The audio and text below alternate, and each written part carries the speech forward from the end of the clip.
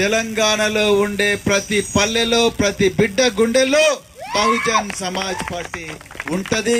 రాబోయే రోజుల్లో తప్పకుండా తెలంగాణలోకి అధికారంలోకి వస్తది.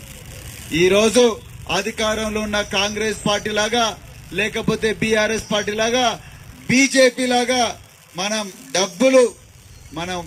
కోట్లకు కోట్ల డబ్బులు ఇచ్చే పరిస్థితి మనకు లేకపోవచ్చు. కానీ రేపు తెలంగాణలో ఉండే బహుజన బిడ్డల ఇళ్లలో పేద ప్రజల ఇళ్లలోకి కోట్ల రూపాయలు తీసుకొచ్చే ఏకైక పార్టీ బహుజన్ సమాజ్ పార్టీ. మిత్రులారా, అందుని తెలంగాణలో ప్రజలు గుండెల్లో పెట్టుకున్నారు. పుట్టంగానే ఏ బిడ్డ కూడా పరిగెట్టదు. బహుజన్ సమాజ్ పార్టీ ఇప్పుడిప్పుడే వడి అడుగులేస్తున్నది తెలంగాణలో.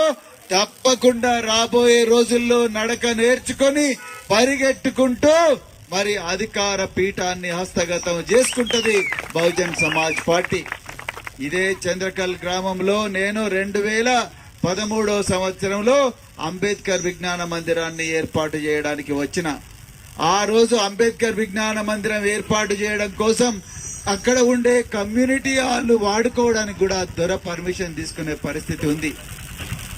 మరిన్ని వీడియోస్ కోసం ఛానల్ ని సబ్స్క్రైబ్ చేయండి. లేటెస్ట్ అప్డేట్స్ కోసం వాట్సాప్ ఛానల్ ని ఫాలో చేయండి. అండ్ లింక్ డిస్క్రిప్షన్ లో ఉంది.